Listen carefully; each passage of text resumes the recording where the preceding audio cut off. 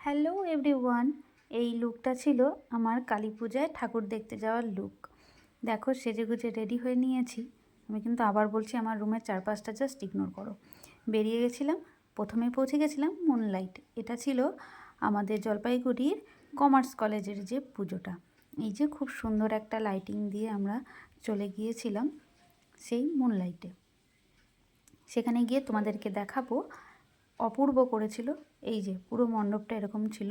এখানে আমার ছেলেকে বললাম হাই করো, খুব মন খারাপ ছিল, জানি না কেন, ও বাড়ির থেকে বেরোতেই চায় না কিছুতে।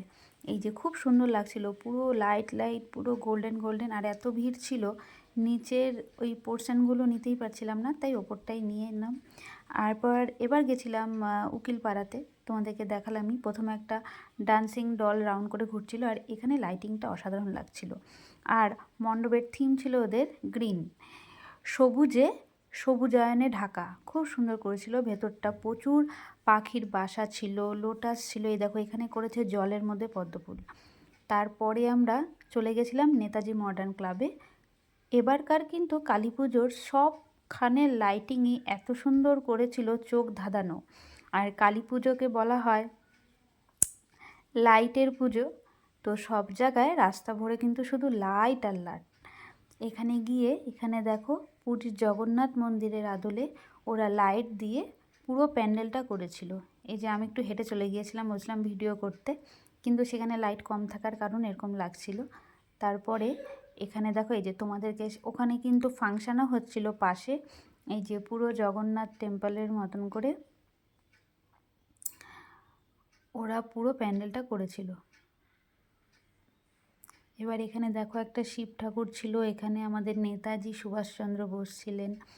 খুব সুন্দর, আর মাঠটা অনেকটা বড়, তো ওরা পুরো মাঠটা জুড়েই খুব সুন্দর ডেকোরেট করেছিল। এই যে এখানে একটা শিব ঠাকুরের পেছনে চক্র ঘুরছে, আমি ইন করছিলাম আর কি ভেতরে। এই যে পুরো মণ্ডপটা এরকম ভেতরটা।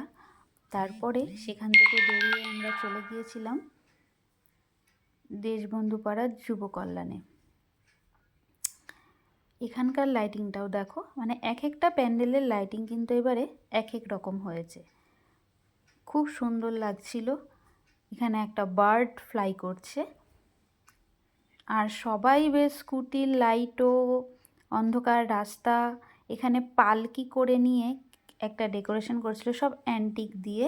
এখানে একটা মজার ঘটনা ঘটেছে জানো তো, এত ভিড় হওয়ার কারণে ক্লাবের মেম্বাররা না হাত দিয়ে লাইনগুলোকে আটকে দিচ্ছিল, গেট করে রাখছিল, কিছুটা ছাড়ছিল যখন ফাঁকা হচ্ছিল, তারপরে কিছুটা।